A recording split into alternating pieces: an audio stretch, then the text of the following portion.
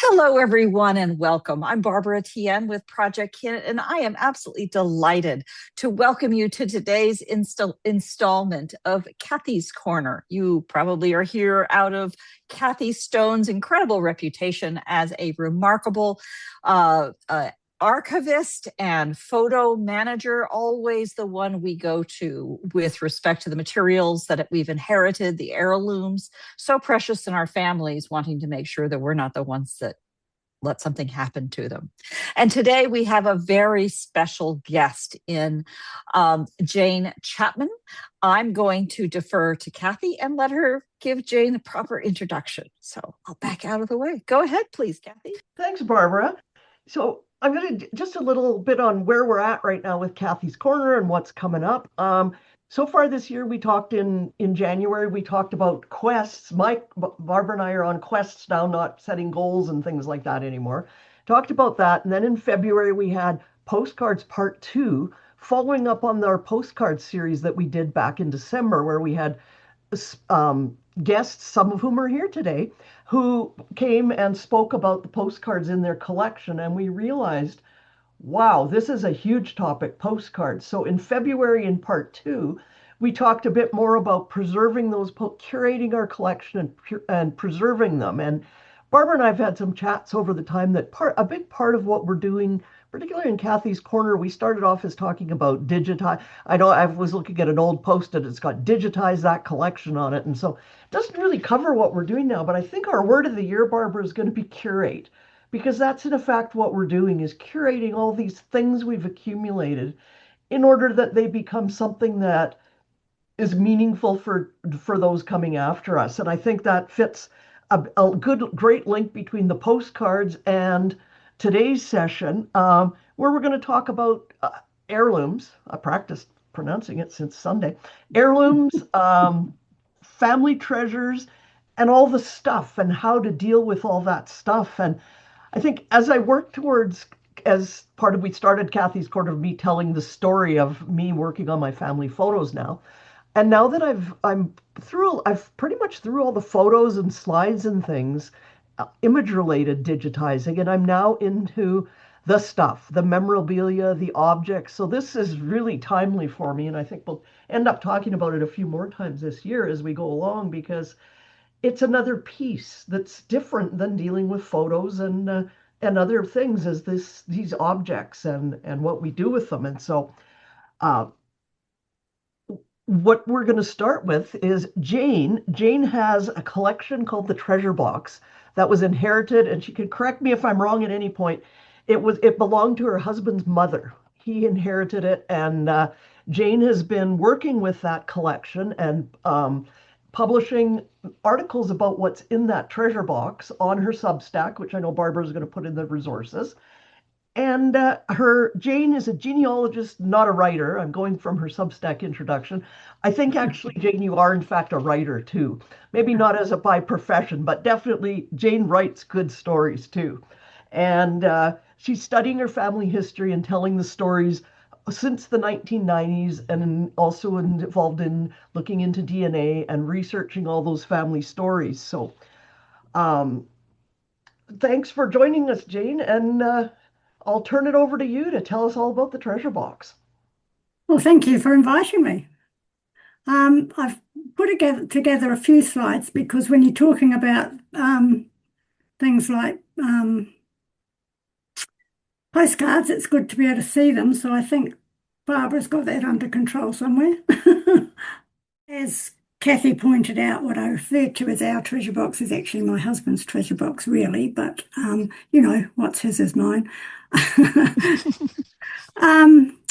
The contents in it have been passed down from my husband's great-grandmother, Emma Veal, to her daughter, Winnie Darcy, and Winnie in turn passed it to her daughter, Shirley. So you can see them there in a row. And then Shirley, my mother-in-law, passed it to my husband. And so it's come down 3 generations and four if you count my husband. Emma married twice. So you can see there, she married William Darcy and second Arthur Tregarthen Mumford. So both Emma and Arthur feature in the box. Winnie married William Harold Coop, known as Bill, and both Winnie and Harold feature in the box. And then Shirley married Joe Chapman, and both Shirley and Joe have stuff in the box. And I've since added some stuff of my husband's and also a little booklet recording a trip that we took to the UK that I had written quite detailed notes. And so I've started to add the next generation of stuff. I don't know where the box itself came from or which generation gathered all the things together, or and put them in there. But I think it was either Emma's box or Winnie's box. It wasn't Shirley's box, so it must have been either Winnie who pulled the things together and put them in there, or Emma herself, the oldest one of the three women generations of three women. And you can see the three of them there in a photo, Emma, Winnie and Shirley, which was taken, I think, in Wellington in about 1945, 6-ish, in their backyard. I think some people, I'm sure, will be looking at the picture on the left of the screen and thinking the postcards need to be taken out of the box and preserved properly. It doesn't seem quite right somehow to separate the contents from the box. The box and its contents, have been passed down all those generations, with each generation adding to it, and it just seems that that's part of its magic somehow. So I'm really reluctant to take things out. So all I've been doing is putting things in. And then I can pass that on to whichever of my children I can convince needs it. What I've done, though, is begin to preserve its contents digitally. So I still have a lot to go. But as I scan a postcard or a photograph or an item in the box, it ends up backed up on my computer. And in addition, I'm progressively researching the items themselves and then writing that up. I've started with the postcards sent home to New Zealand during World War I. Most of them are written to Winnie, but some are written to Emma, some to Arthur, and some were sent as postcards and some were sent within letters and don't actually say very much at all.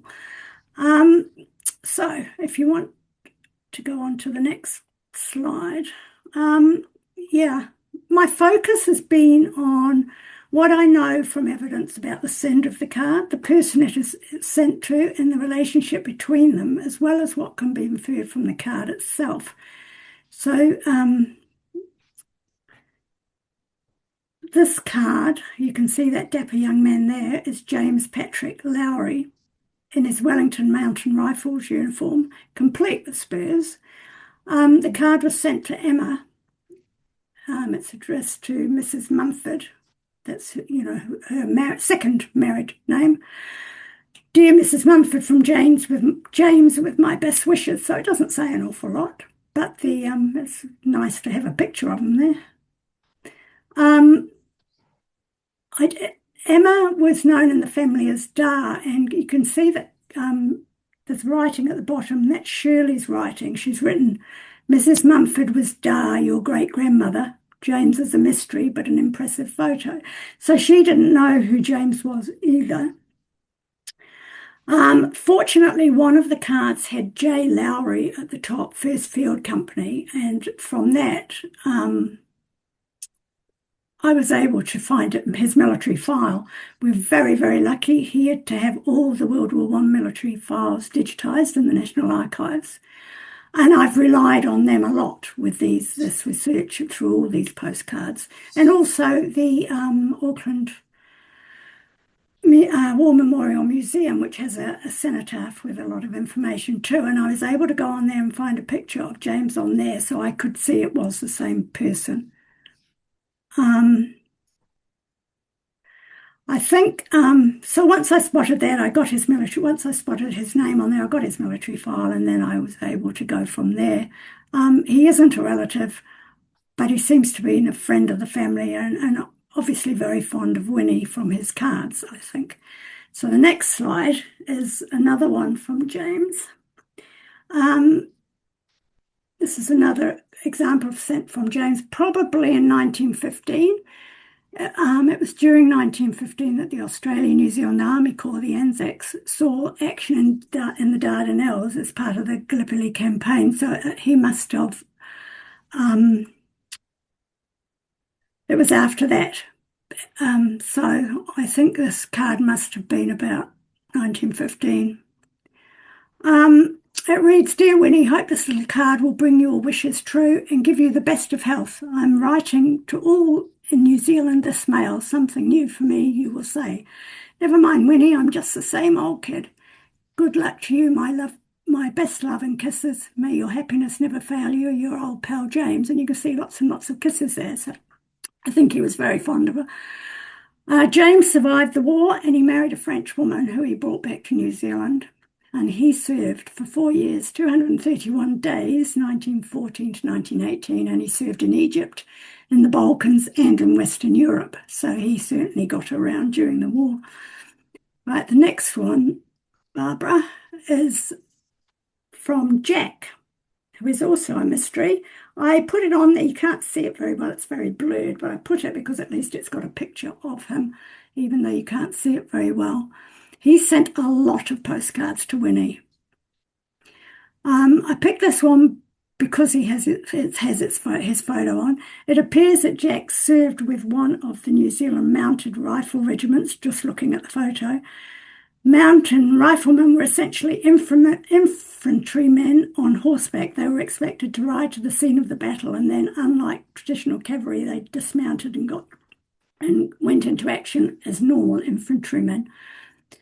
The reverse is also faded. It reads, I have come to greet you, to Winnie from Jack, taken near Babylon, Mesopotamia. So that's modern-day Iraq, I think. It's undated, unstamped, and would have been sent in an envelope. It's probably sent during 1914-ish, because the mountain rifles would have been in Gallipoli in 1915. So, right, there's another one in the next slide from Jack as well. Now, on this one,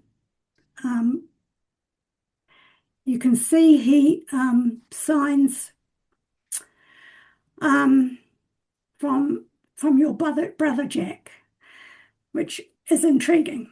The other cards Jack sent during World War I were from Italy, France, England, and Scotland. This one is from London. Some of these cards, as I said, are signed your brother Jack. Some are signed your loving brother Jack. One, not shown here, says to my dear sister Winnie. But it's all a mystery because as far as I can determine, Winnie didn't have a brother called Jack. I've looked everywhere for him and I can't find him. I'm sure she didn't have a brother called Jack, but that's what he says, so I don't know. On the front of this card's London Bridge. It was sent to Winnie from London on 16 November. It doesn't include a year, but based on other sources of information, I think it was probably sent in 1918. It reads, Dear Winnie, what do you think of London Bridge? It looks much nicer on paper than it really is. How are you keeping yourself? I've not had a line from New Zealand for a long time. Ta-ta just now, from your loving brother Jack. So there are lots and lots of cards in here from Jack, from her loving brother Jack. The next one, number 6, yeah. This one is it's from Frank Dornan, and there are 3 in the box from Frank. This is 2 of them. They both had the same picture on the front. All of them were sent home to New Zealand from England during or not long after the end of World War I. One is to Winnie and one is to her mother, Emma. And we have another one, which is on the next slide we'll get to in a minute, which is went to Winnie's stepfather. Frank was Winnie's first cousin. His mother, Ellen Darcy, was Winnie's father, William Darcy's brother. They were brother and sister. There are 2 postcards from Frank, as I said, and you can see them there. The one to Emma says, to Aunt Emma with love from Frank, London, 24 April 1919. My mother-in-law Shirley added, for the benefit of my husband, Uncle Frank Dornan, ex-Lower Hutt, remember. My husband remembers visiting Frank when my husband was young as a child. And on Winnie's card, Frank wrote to Win with kindest regards from Frank, London, 24/4/19. The addition of Dawn in there again was my mother-in-law trying to inform my husband who it was. It's the next one, Barbara, is from Frank to Arthur Mumford, who was Emma's second husband. And it has a picture of troop ship Plimpton on the front and was sent to Arthur. I'm not sure when. It doesn't have a date on. And even though it's got an address on, it doesn't have a postmark. So it was probably sent in an envelope, so I don't know when it was sent. It says this is the ship Charles was lost on, not clear enough to make anything out. Thick fog at the time. I'll try and get another view and send out. Hope you are all well. Love to all from Frank. I'm losing my voice. As yet, I haven't found out anything about the ship or where it sank, and neither do I know who Charles is. I haven't found that out yet either. It was clearly someone who was important to Arthur, but I don't know who he was. During the war, Frank was a first-class signaller and served on the Western Front in Europe, including at the Somme, because that's where the New Zealand division was when he went into the field. While I was looking at military records, I was also reading some of the background material about where New Zealand troops were so that I could put things together. And I knew that he went into the field when he went into the field, and I knew that the New Zealand division was at the Battle of Somme. So I assumed that he was at the Battle of Somme, which he most very probably was. He survived the war. His World War service consisted of 2 years and 72 days. So, okay, next slide. This is from Bill Coop, that's Winnie's husband, my husband's grandfather. This is from a Christmas card. It's an extract from a Christmas card. It didn't have Bill's photo on, but I just added his photo there so you can see what he looked like. He looked so young, actually. He was 22 when he enlisted, but he looks younger to me there. But anyway,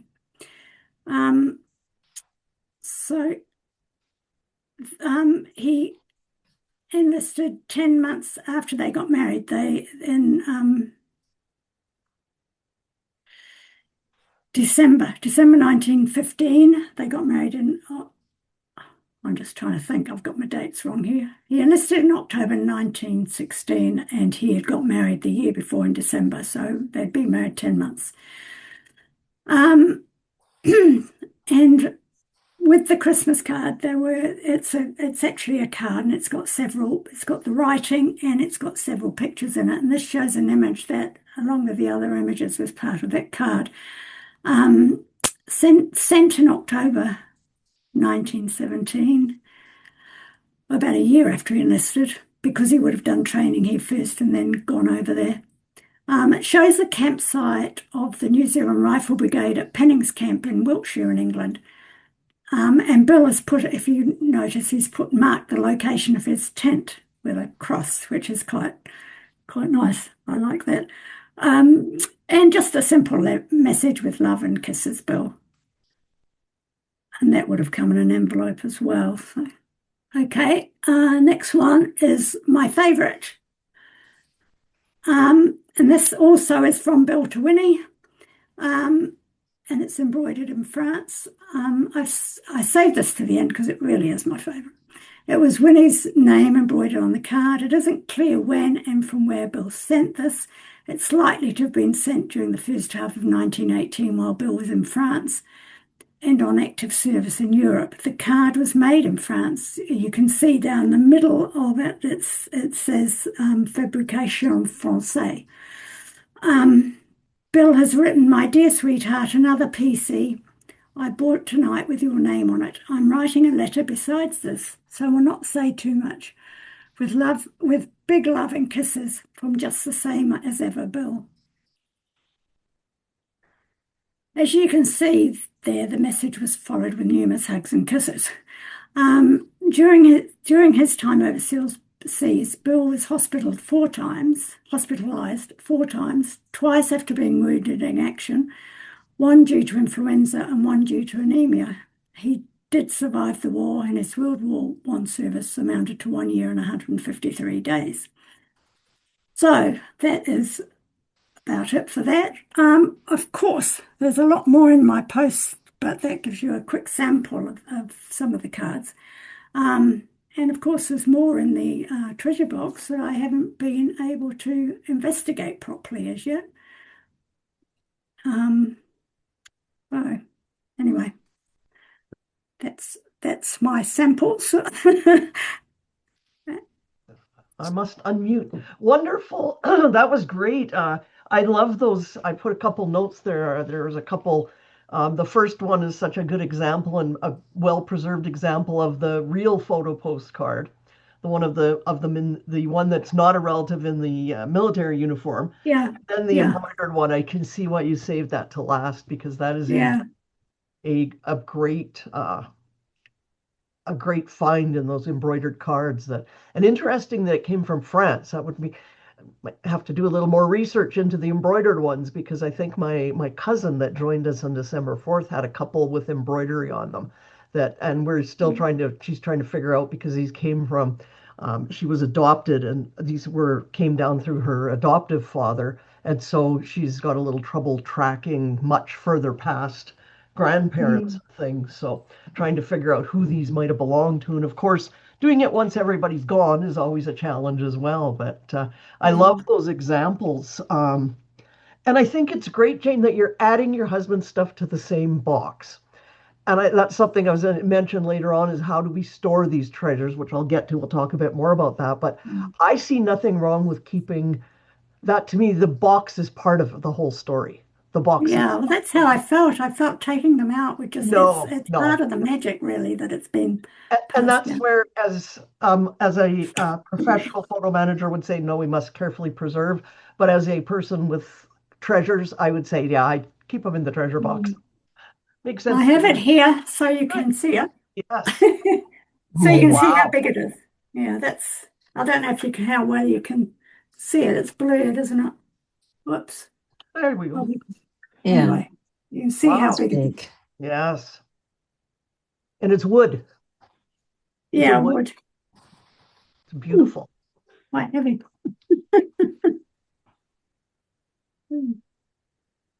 Does anybody have any questions for Jane? I've had a couple, but I've lost them already. So you don't know how old the box is? No, I don't. And as I said before, I'm not sure if it was Emma's or Winnie's, but I don't know anything about the box really. There are keys to it. The keys are inside it, along with a whole lot of other interesting items. Wow, I'd be tempted, if you haven't already to do a Google search on the box itself. Yeah, because sometimes that will turn up very similar boxes and start to narrow at least where it's from. The parquet, inlay and so on is done in a lot of places, but the lock may be the specific giveaway to at least know whether it's contemporaneous to the same period. Boy, I'm inspired now. I have a box of cards that my mom received over the years, and I just couldn't throw it away. But I don't know who these people are. But turning it into a treasure box, and it's like a puzzle. It's mainly postcards and photos, but it's also got things like and they're across various years, not just World War One. Lots of different photos of them, but it's also got in it commemorative coins and cups. And I pulled a few out. There's this cup which needs cleaning. Oh, wow. But this was one in a sailing tournament by my father-in-law.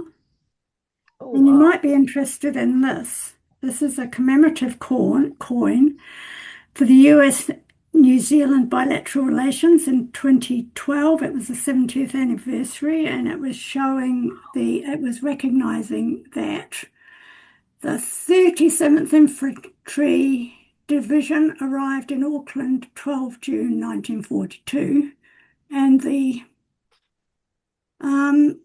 Marine Division arrived in Wellington in 14 June 1942. So that was during the war when we had a lot of Americans here. And it's got the flags on one side, 70th anniversary, 1942 to 2012. And then on the other side, it's got the bald eagle and a kiwi, which you won't be able to see. Yeah. And it says, if I can read it, I've taken my glasses off to read it. If you ever need a friend, you have one. And then it's got the bald eagle and the kiwi here, and then I could soldiers be at the top wrong, here. but I believe those are called challenge coins Are they?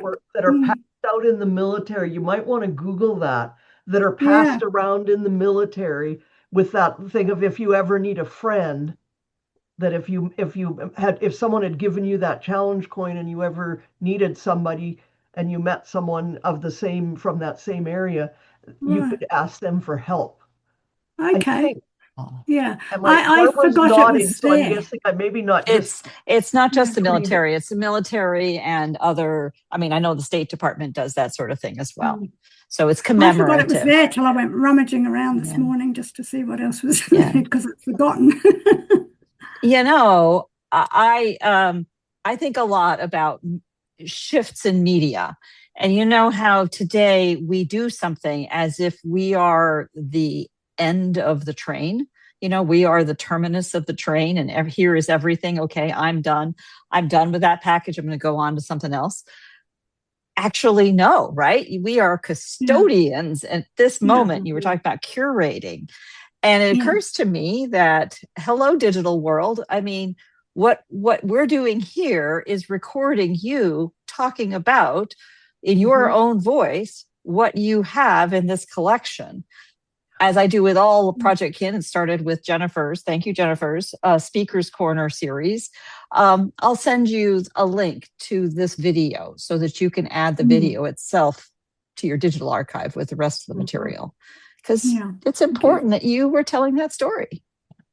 Well, and what a way for when we have all these stories to tell, what a way to get them told and recorded and and then keeping them without having to go back to them. Like when I did my speaker's corner on my grandmother, now that story is told and by at least by a granddaughter, with that pieces added to it. And it's fascinating too. And I forgot I'd had this.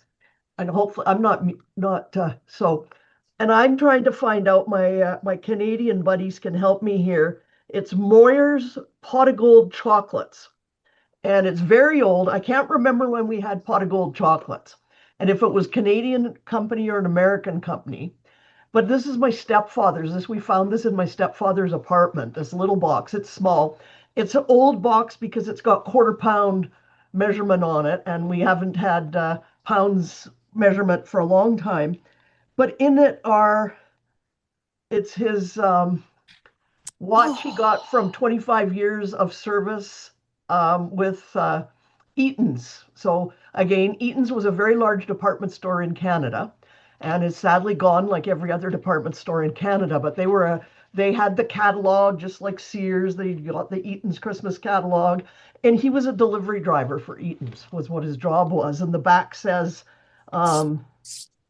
if I can read it, Jane, I don't know. Yeah, I had to take my glasses off too. I always think.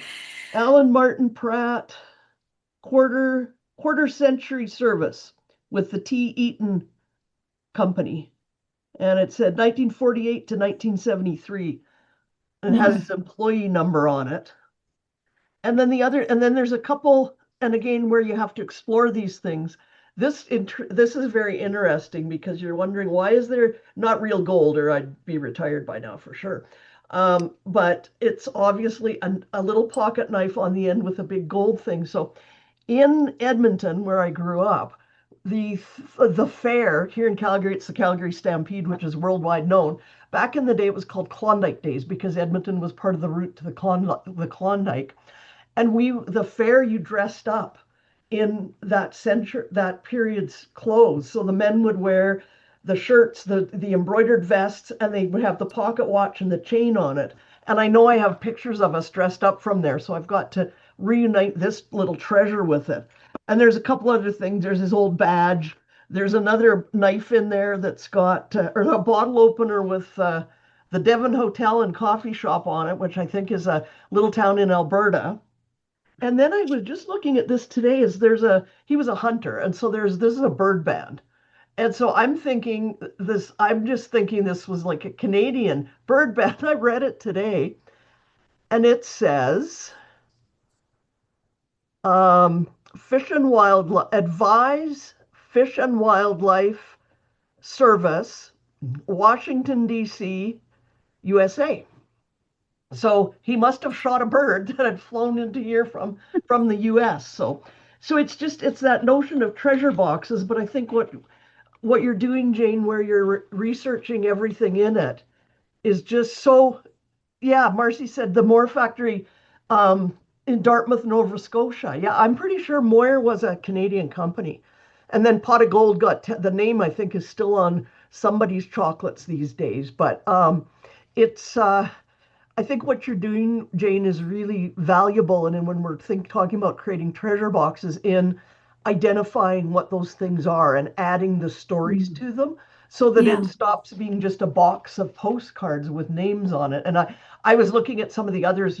Barbara's going to share the link to the Substack posts you've written about them.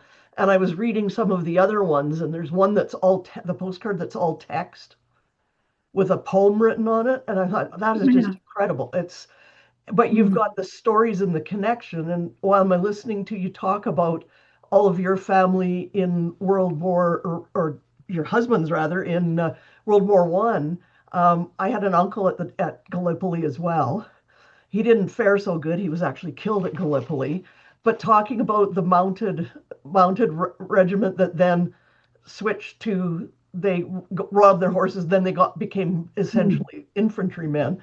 My grandfather was in the British Naval Cavalry, which makes absolutely no sense how you have a naval cavalry, but they were very similar. They went over on their horses and rode up to a certain point and then got out and were fighting in the trenches. So it was, when you hear all these stories, it's those connections and them maybe being at same places. But I think what strikes me is that the work you're doing to identify the history behind the objects is so important, because and I think that's what we mean by curating the collection. You're curating that box, which then to me is fine. You're digitizing it, so you've preserved them, and then you're keeping it all in the box, which I think is terrific, because why on earth would you throw out a box that could be that many generations old? Like, it just or just take a picture of it and say, I found all these all these postcards with just pictures on them. I think there's a certain value to the tactile thing. Yeah. There's something very special about the word curation. Frankly, we spent a lot of time thinking about this in building a software startup. Never mind that for the moment. But, when you run a museum, you have the collection of the museum and you pull up a bunch of the artifacts for a single exhibit. When you do that, you are curating from the collection to tell a story in objects, to tell a narrative from those objects. And I think in putting together this box, you're obviously selecting the box thoughtfully. And then you are curating the objects that go in that box. It may be, this is all I have, and it all goes into one box, which is itself a story. But I think in most cases, as in this century, as we have inherited stuff, sometimes it's pick out the best stuff. Sometimes it's pick out the stuff that mom loved. Sometimes it's pick out from what remains that, didn't want some other thing. And tell its story. But I think the important thing is, in fact, to curate, to take the time in selecting the objects and putting them together. It could be not just a dining, a set of dishes, but it could be a set of dishes with the tin of biscuits, or, the combinations of things that they loved, because it talks about who that person was. Yeah, my biggest problem, I think, is that there's so much in this box. I was never going to get through it all. Yes. But I figure all I can do is just start somewhere and see how far I can get. Exactly. And if you start with the one where or where your mother-in-law or someone else wrote on the cards, I'm like, yay, that's like a treasure to find. It's like, oh, thank you for telling me who these people were. If you start with the ones that you know are related, and then you start digging into the stuff that you're like, I have no idea, like, who are these people in that research, then you've made great, and it helps. Like, just in the ones you showed us, Jane, you've told a story of World War One as well. Like, between the one that was training in England, that was in Wiltshire, England, in a camp at some point, obviously waiting to go somewhere at that point, and the image of the pith helmet and the cavalry with the spurs on and everything. That it's all part of that. And the one who sent the postcard from Mesopotamia, now Iraq, and Egypt, and all the other places. It just shows, because for me, when I first, when I was younger, and we study history in school, but I always envisioned World War One as being much like World War Two, like it took place mostly in Europe. And in fact, and then when I started doing research, I was like, oh, wow, was I wrong about that? It didn't really. It took place it truly all over the world. And so it's teaching at the same time as storytelling and teaching from something that's interesting to look at, not just reading lines out of a book. And actually doing it, going through the process of doing it, you're learning all the time as well. Yes. So, I have a practical question for you. As you go through this, and maybe this is just a little obsessive of me, do you create an index so that you've seen a log, so that you've seen the object before? I would think of that way, so I know, wait a minute, what happened to 22? It's missing. I just had it. It's that other postcard from Winnie, but where is it? No, I haven't done that, but they are all organized in digital files in some semblance of order, the ones that I've digitized so far. But I haven't actually logged them. That's a great answer, actually. I mean, that effectively is saying that, recognizing that when you take a photo of an object and you have, as they say in the business inventory business, it is a significant number, right? You can have garbage numbers that were just the last picture taken, or you can have a name string or a significant number from that. And it becomes your own catalog of what these objects are, depending on where. And then you are obviously repurposing those images. And today, and obviously even more so in the future, any image that you find, you can go find its twin pretty easily. If computer vision is just that easy. So it effectively I've got two files. I've got one file with the ones I've digitized and written about, and then I've got another file with some I've digitized but haven't yet written about and researched. So and then I've got a whole lot in here that I haven't yet digitized at all. So well, it sounds like you're doing exactly that. You are moving it through a workflow quite manually. I mean, tactily. It's nice. Well, and I had a few questions to ask oneself. These aren't specific, Jane. I'm not expecting you to answer these questions. These are questions for people to think about. But if we're creating our own treasure boxes, and one of the things that got me thinking about this, and I think I'll finally be able to talk about it, is I lost a dear friend in December. Suddenly, someone I had lost contact with. It was a very good friend of mine when our kids were young, and our boys are still friends and in their 30s. And I'd lost contact with her. She lived in the neighborhood where the kids went to school. And so I assisted them with their memorial slideshow.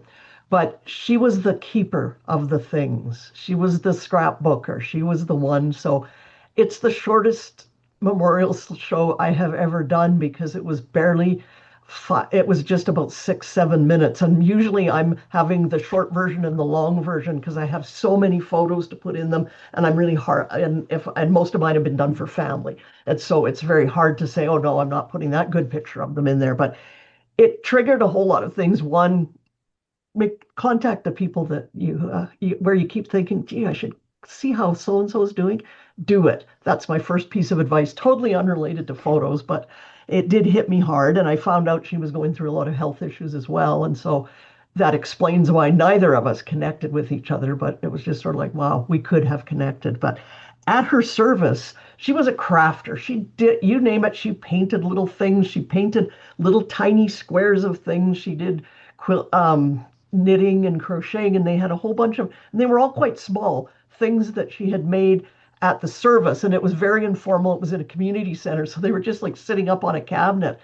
And I'm thinking, now, what's going to happen to those now? Like, they obviously grabbed a few things from the house to take there, but what'll happen to those things? And it got me thinking about the whole idea of our own treasure boxes, because I also have photos from when my cousin passed away. Um, and again, the trend here seems to be cremation. So there isn't a casket at the surface. So then you want something there besides like an urn. And so they had all sorts of things that represented his life. And I'm thinking those should all be in a treasure box. Those are treasure box items of Rich, because his Oilers hockey jersey, he was a huge hockey fan. He went to all the games. So his jersey was, and his ball cap with all the players' signatures on it. It had his pool cue. He was, and his trophies he'd won playing pool because he was a big pool player, and poker chips, and just everything you looked at, you just went, yeah, that was Rich. And I'm thinking, those are the things, because one of my first questions is, what items do you want your descendants to have when you're building your own treasure box? And I'm like, those things that you would put on that you would set out at the service. That would be a good place to start. Like, what thing of, speaking of your own, and again, we're dealing with, and I think that Barbara's kind of what we're going to move into this year is with coming up with Lori Olson with the time capsule and things, is that we are also need to tell our, and this came up, and it was Lori, I'm pretty sure, who mentioned this in one of the many, many chats around Roots Tech, that something that it struck her is we need to be also writing and telling our own stories now too. And we're all overwhelmed. That's me. I'm not everybody's overwhelmed, but we're still all dealing with all the stuff from our previous people. But are we telling our own stories? So I had sort of three questions, and this goes back to the thing we've always talked about in organizing is, what do people need to see? What do they need to have, and what do they need to know about? And this fits clearly into what would I like people to have? What things do we want to keep that would go in our treasure box? And so my question basically was, what items do you want them to have? What items should go into that treasure box? And then how would you tell the stories about the items that are in the treasure box? Because wouldn't it be, you had a little bit of help. I like, all I know is what I can figure out some of the things from my stepfather's treasure box, but there's a lot there there's not much in there. It's tiny because the watch happens to be engraved, and I know, but also I'm pretty sure he didn't retire that early. I'm thinking he worked quite a bit longer, so he had more years. But what are the stories? Like, the story behind his career. The bird tag leads into all the stories about him hunting and fishing. That was his big thing, and it makes that connection. But how will you connect the stories with what's in the box? And then I thought, Barbara and I were chatting about this the other day, because I was mentioning, and I think I forgot to send you the link, Barbara. I'll try and find the link to my ship in the bottle story that I did with Marty. Is the things that we have now, that I have things that belong to my grandparents, my grandfather, that need to be passed on, and that I discovered when I was working on the ship in the bottle story for Marty McNabb at Show and Tales. My kid didn't even know what that was, because a lot of my treasures right now aren't in boxes yet. They're out on bookcases and shelves. I have a special shelf that has a whole bunch of treasures in there. And how will I tell people what they are, who should get them, or if nobody wants them, where should they go? And that would be the other points. And I'll make up another, because I can do that, a spreadsheet. But I thought that would be the good place to, once I'm going to store mine. I know a couple of you, we are XYZ, or Z as we'd say in Canada. We are XYZ, but I don't know how Simon pronounces it from England. Zed. Zed. But Zed, Zed, yeah. Zed, we are Look, XYZ. it's Yeah. only me here, okay? I get Okay, it. good. You don't need And to. so I understand. that would be a place where I know you can put, and I use a different company for mine, but I can put the photo of the object and the story in there, and then I can link it back to either by numbering and putting a little label on the bottom of the item to connect them together. And I can add in that documentation who should get it, because I was joking with Barbara that I don't know, or somewhere we got on the topic of Yorkshire pudding, which was I think on a live or something, and it's in the family. The Yorkshire pudding pan it's a big deal. Like the one that was grandma's, I didn't get, but somebody bought me one. So, oh, Barbara found my ship in the bottle story. Good. So we got, and I said, well, somebody bought me a cast iron Yorkshire pudding pan in the 80s when I lived in Quebec at a flea market. And now, but my son has mentioned, who's the one who does all the cooking at Christmas and whenever we're making Yorkshire pudding, he goes, I want this. Like when you're gone, I want you write that down somewhere that I get the Yorkshire pudding pan. And I thought, well, that's a good idea. And also to write down the military, like we've got military stuff from my grandfather, like the ship in the bottle. It was built by prisoners of war in World War II who were interred here in Kananaskis country, just west of where I live. And who knew until I was old enough to understand that Grandpa served there as part of the Veterans Guard, that we even had a prisoner of war camp here in Canada. Who knew? And so there's other items from there. There's several items, and it's like if no one has, because the pressure put on our descendants these days who have small places they're living to keep all this stuff. Like I'm still in our house that we raised our boys in. I've got stuff everywhere, but they don't have that luxury, and they won't. Is where should it go? Where should these heirlooms go if they should be preserved? And the military museum would be somewhere that would take those particular items from that. And I think that's what's important to think about when we're looking at all whether we call them heirlooms or our treasures or just the stuff we have. Yeah, Marcy, I get it. Yes. Masking tape. Yeah. And Masking Barbara tape. mentioned, and there's some companies who will do this storage where you can put a QR code on the bottom. I'm back into the old label thing. Like the QR code sounds like too much work for me, but just by labeling on the bottom who gets what. And then that makes that part easier, but also you've thought about it and made conscious decisions and made it known that if nobody wants this particular thing, you don't want them to send it to the thrift shop. Like send it somewhere else, get it taken away. Barbara has some china that she doesn't just want sold in the thrift store and stuff. So find out which is the stuff too that you go, yeah, I don't care about that. You can get rid of it. Like personally, somewhere in a box I have a pet rock. For any of those who were of a certain age in the 70s, I think the pet rock craze was. And so I'm like, you guys need to keep the pet rock, because if you want, like, it certainly is of no value because it is literally a rock in a cardboard box, and there's air holes in the box. Yeah? And it says pet rock, and it has a little straw bed in it. But if you want that as an illustration of cultural things back then, does not fit. The pet rock is ideal. So I gave Barbara a list of resources, and they're all drawn again from my friends at Archival Methods, who I have no affiliation with. They just write really good blogs on this topic. And so I sent Barbara, there's about 5 links to different articles about storing small items, storing your heirlooms. I sent you one on textiles. There's one called How to Store Your US Flags, but I figure it would apply to almost any flag because a flag's a flag. And they were specifically talking about the veterans flags people get when someone passes away in the military, but I'm pretty sure we do that everywhere else too. But anything and textiles, because that's a big question that comes up too, is I've got grandma's quilts, I've got this, I've got I've got in my clients, I've got their I lost the word for it.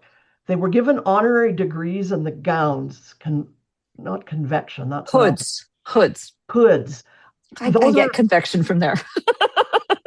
convocation.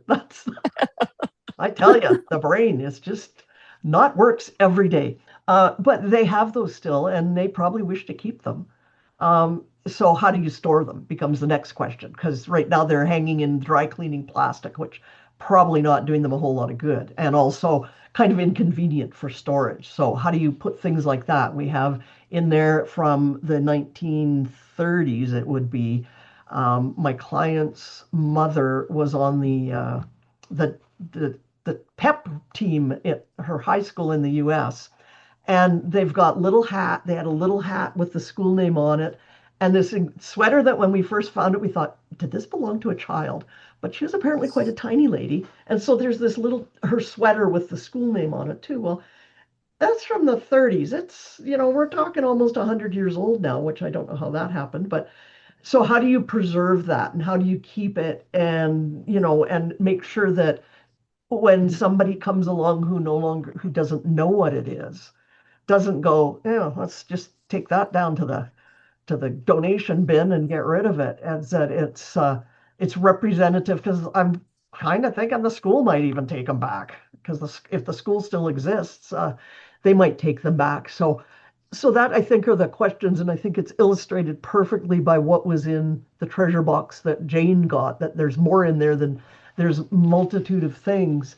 And I know I've been building them for my boys, and what's in them so far are the hospital bracelets, the cards that were on their incubators in the hospital. One son was jaundiced, and so I guess apparently now they have fancy goggles. Back in the day, they cut them just out of surgical, like out of gauze.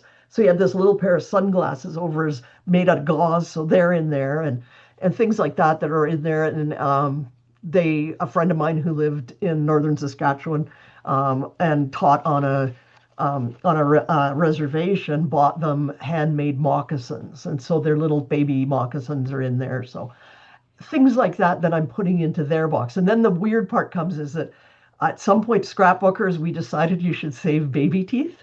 So I have all their teeth in there too. So I might get rid of those. I might say, do you dudes want to keep your teeth? But if I ever need DNA, I have their teeth. So it's and there's one where one of them lost a tooth at school, and so it got lost in the middle of the field, and we did the whole tooth fairy thing. So this was not a good thing, and it's very bad when you have twins, because there is somewhat of competition. And so if one guy was going to lose out on his money from his tooth, that was bad. So the teacher actually wrote a note confirming that Michael lost his tooth at school. So that might go in his box, and we might lose the teeth part. But and so it's things like that where heirloom, we tend to think of things that have to be like, I have this expensive ring passed on, or I've got the equivalent of the crown jewels. But really, heirlooms can be anything. And I think I like the word treasures for them, is because that little note is a treasure. The note and it tells a story. So those are the kind of things that I think, if we're using as a project to build our own treasure boxes, that this is a good way to start. And then figure out, have you got some significant, my boys have, I believe it was either their grandfather or their great grandfather did woodwork as a hobby, and they have two of the most beautiful boxes that were made by whichever, I've got to find out who made them, that I think would be ideal to put their treasures in, instead of my photo safe polyethylene box that they're in right now. So it may just be, because we got to keep we have to keep the box too. So why not use it as it was intended? Like it's a box, the stuff in it. So that was wonderful. Thank you, Jane. Oh, you're welcome. Yes. Other Thank you for inviting me. Oh, thank you. So thank you so much. This is a classic combination of the things that we've been talking about all along in terms of the objects and photos. Photos, as I've always said, a photo is an image stored on paper. And when you digitize it, you take that image into another form. It's not better. It's just a different form with its own set of trade-offs and so on. And obviously, for preservation, it's good to have it in multiple places, but it also creates new ways to create pointers and tell stories. This was such a fabulous example because it comes together and shows how physical context of a physical box creates a new kind of context where you're interactive. It's physical world is interactive. Who knew? Who forgot? Yeah, who forgot? And it's a great way to kick off this series looking at these things. Later this month, I saw as Laurie Olson White introduced the idea of starting with Annie Diehm's Century Safe and turning it into a project to talk about a time capsule that she's developing for her own family for the year 2076, the 300th anniversary of the signing of the Declaration of Independence. Wow, I was gobsmacked because, of course, it is a project and it's got so many layers inside. And it has nothing to do with, frankly, with being American. It has everything to do with all of these kinds of things about a treasure box of an object. This is just about an interactive object with a very specific layer of time and everything else on it. So I've asked her to speak to Projectkin as a Projectkin special event in April. So that will be on April 16th. To cover that as well, because I'm inspired. And Kathy, not only did you mention your ship in the bottle, but also with changing funeral practices around the world, and these are constantly changing. I was thinking, some of you may remember a post I did a while back commemorating my mom's passing, where she passed. We had her cremated, and then as a family, we had a service on a boat and rest her ashes on the bottom of the ocean. And I have the coordinates. It's a QR code. It is the coordinates of the GPS coordinates for the placement of the urn. I have the box the urn came in. That urn was specifically designed to decompose and be environmentally sound. And I've been thinking about what to do with that box. It's finding ways where you make these connections and then carrying them forward to their moment. Is this kind of a time capsule? Is it a treasure box? Each of these steps, the genius of a treasure box that you have now that has been passed down for 3 generations is just so incredible. I think we're all just doing a big hug here. That's just all we've got. It was wonderful. As Marcy said, it was wonderful. Like getting together with friends and talking about these things. Yeah. I don't know. I sort of feel like we need to check back in, maybe at next month's episode, to see where we are and what have we done about this. It's the Physical Object Interactive Tour. I don't know. We're going to do something with that. Again, thank you, everyone. I very much appreciate it. I'm going to go ahead and stop the recording. Yes.